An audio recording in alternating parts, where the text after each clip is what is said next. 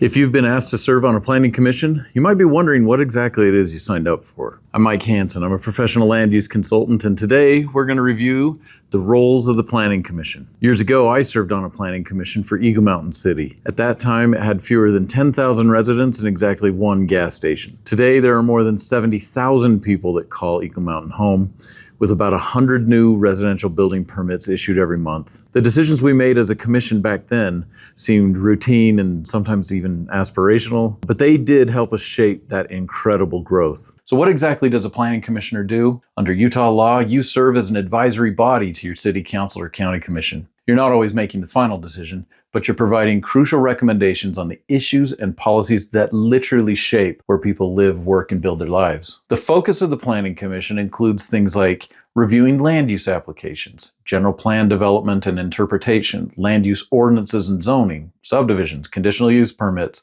sometimes even appeals. Here's something critical to understand.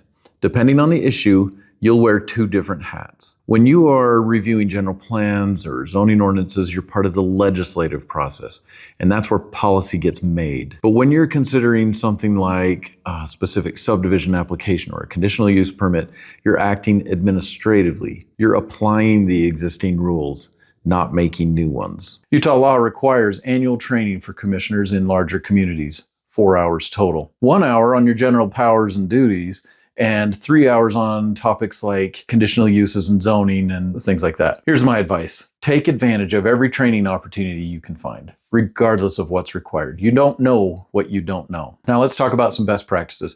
First, remember your role. The League of Cities and Towns likes to say that you're there to add professionalism, fairness, and common sense to the planning process. You're not supposed to be a rubber stamp, but you're also not there to slow growth and unnecessarily frustrate applicants. So do your homework, read your staff reports, visit the sites when you can, ask questions during the meeting. If you don't understand something, say so. The worst decisions with the longest consequences can come from commissioners who pretend to understand when they don't. Remember that you represent the entire community, not just the loudest voice in the room. At the same time, you represent your development code, not popular opinion. Sometimes that means making unpopular decisions. Be consistent in applying your standards. Property owners deserve to know what to expect. If you approved something last month, you better have a good reason for denying something very, very similar that's based on your ordinances, not your mood. Finally, understand what you're committing to. Most commissions meet monthly, but some busy months might require additional meetings. Application deadlines don't wait for planning commissioner convenience. If you can't commit to your regular attendance, maybe let someone else serve who can. The work you do matters more than you realize. Every subdivision you review,